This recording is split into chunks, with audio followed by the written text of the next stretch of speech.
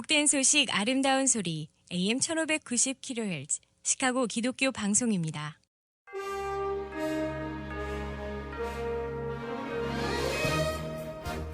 청취자 여러분 안녕하십니까? 8월 11일 목요일 KCBS 헤드라인 뉴스입니다.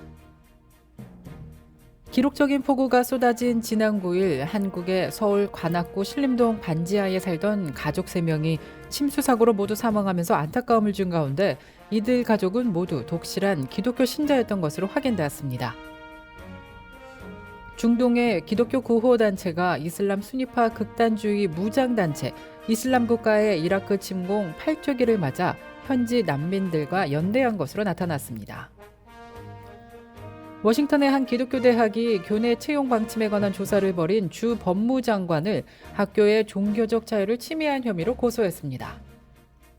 도널드 트럼프 전 대통령이 가족 기업의 자산가치 조작 의혹과 관련한 뉴욕주 검찰의 질문에 묵비권을 행사했습니다.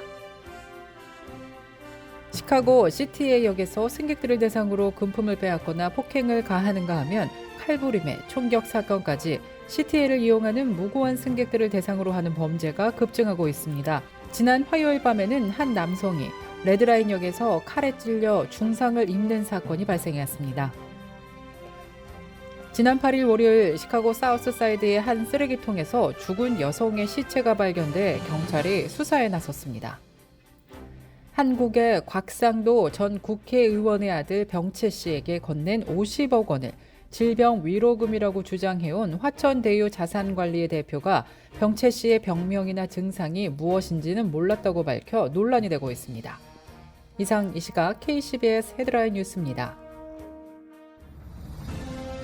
이 프로그램은 나눔의 기쁨을 함께하는 기독의료상조회가 함께합니다. 첫 소식입니다. 한국의 기록적인 폭우가 쏟아진 지난 9일 서울 관악구 신림동 반지하에 살던 가족 3명이 침수 사고로 모두 사망하면서 안타까움을 주고 있습니다. 이들 가족은 모두 독실한 기독교 신자였던 것으로 확인되었습니다. 일가족이 다니던 교회 성도들에 따르면 세 가족을 포함해 자매의 모친은 평소 교회에 열심히 출석하며 누구보다 적극적으로 신앙생활을 해왔다고 합니다. 한 교회 관계자는 너무도 믿을 수 없는 안타까운 일이 일어났다면서 언론에는 그저 반지하 가족으로만 알려졌지만 이들은 그 누구보다 밝고 행복한 믿음의 가정이었다고 말했습니다. 특히 동생에 대해서는 똑똑하고 일 잘하는 뛰어난 인재였을 뿐만이 아니라 발달장애 언니를 돌보고 나이든 모친을 부양하며 자식을 건사하는 너무나도 착한 사람이었다고 증언했습니다. 중동의 미국 기독교 구호단체가 이슬람 순위파 극단주의 무장단체 이슬람 국가의 이라크 침공 8주기를 맞아 현지 난민들과 연대했습니다. 크리스천 포스트에 따르면 중동 구호 화해재단은 지난 6일 요르단 마디아에 위치한 올리브 트리 센터에서 현지인들과 함께 이날을 추모했습니다.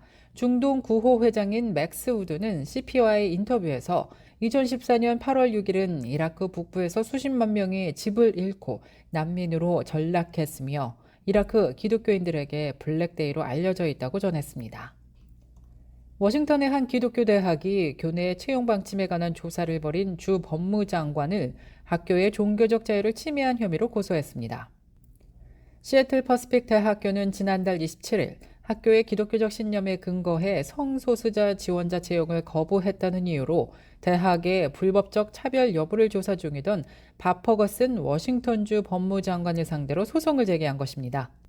대학은 타코마 연방지방법원에 제출한 고소장에서 퍼거슨이 자신이 동의하지 않는 종교 대학과 교회의 종교적 신념을 간섭하기 위해 국가 권력을 휘두르고 있다고 지적했습니다. 또 자신의 공직 권한과 심지어 부여받지 않은 권한까지 사용해 대학교에 압력을 가하고 보복하고 있다고 설명했습니다. 도널드 트럼프 전 대통령이 가족기업의 자산가치 조작 의혹과 관련한 뉴욕주 검찰의 질문에 묵비권을 행사하고 있습니다. 뉴욕타임스는 지난 10일 트럼프 전 대통령이 검찰 신문에 맞춰 공개한 성명에서 묵비권을 행사하겠다는 뜻을 천명했다고 보도했습니다. 트럼프 전 대통령은 미국 헌법이 모든 시민에게 부여한 권리에 따라 검찰에 대한 답변을 거부한다고 밝혔습니다. 뉴욕타임스는 소식통을 인용해 트럼프 전 대통령이 실제로 신문 과정에서 묵비권을 행사했다고 전했는데요. 트럼프 전 대통령이 증언을 거부한 것은 선서를 해야 하는 검찰 신문에서 거짓 증언을 할 경우 형사처벌이 가능하기 때문입니다. 시카고 시티에이역에서 승객들을 대상으로 금품을 빼앗거나 폭행을 가하는가 하면 칼부림의 총격 사건까지 시티에이를 이용하는 무고한 승객들을 대상으로 하는 범죄가 급증하고 있습니다. 지난 화요일 밤에는 한 남성이 시카고 놀스 시티에이 레드라인역에서 칼에 찔려 중상을 입는 사건이 발생했습니다. 경찰은 화요일 웨스트 플러턴 애베뉴의 900블럭역에서 발생했다고 전했습니다. 37세 남성이 열차를 타고 남쪽 방향으로 가던 중 한 여성과 말다툼을 했다고 하는데요. 이후 남성과 여성은 모두 열차에 내려 승강장으로 갔고 갑자기 여성은 남성의 목을 날카로운 물건으로 2번 찔렀다고 경찰은 설명했습니다. 여성은 그 자리에서 도주했으며 피해 남성은 목에 심각한 부상을 입고 병원으로 이송됐지만 심각한 상태로 나타났습니다. 지난 8일 월요일 시카고 사우스 사이드의 한 쓰레기통에서 죽은 여성의 시체가 발견돼 경찰이 수사에 나섰습니다. 시카고 소방당국은 남부 지역 로즐랜드 인근의 한 쓰레기통에서 40대 여성으로 추정되는 시신이 발견됐다고 밝혔습니다. 경찰은 여성 시신의 상태가 상당히 부패된 상태라고 말하면서 현재 쿡카운티 검시소에서 피해자의 신원과 세부 정보에 대해 부검을 진행 중이라고 밝혔습니다. 대한민국의 곽상도 전 국회의원의 아들에게 건넨 50억 원을 질병위로금이라고 주장해온 화천대유 자산관리 대표가 아들 병채 씨의 병명이나 증상이 무엇인지는 몰랐다고 밝혀 논란이 되고 있습니다.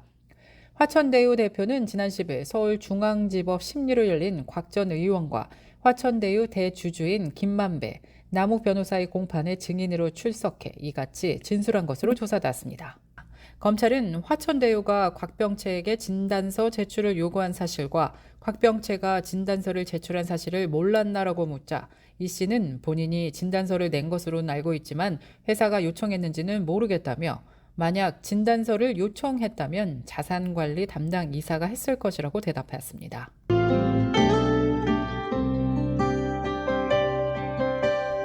끝으로 날씨입니다. 11일 목요일 오늘은 대체로 맑고 화창한 날씨 계속되겠습니다. 낮 최고 기온 77도, 밤 최저 기온 66도 예상됩니다. 12일 금요일에도 맑고 화창한 날씨 이어지면서 계속해서 선선한 날씨 이어지겠습니다. 낮 최고 기온 78도, 밤 최저 기온 67도 예상됩니다.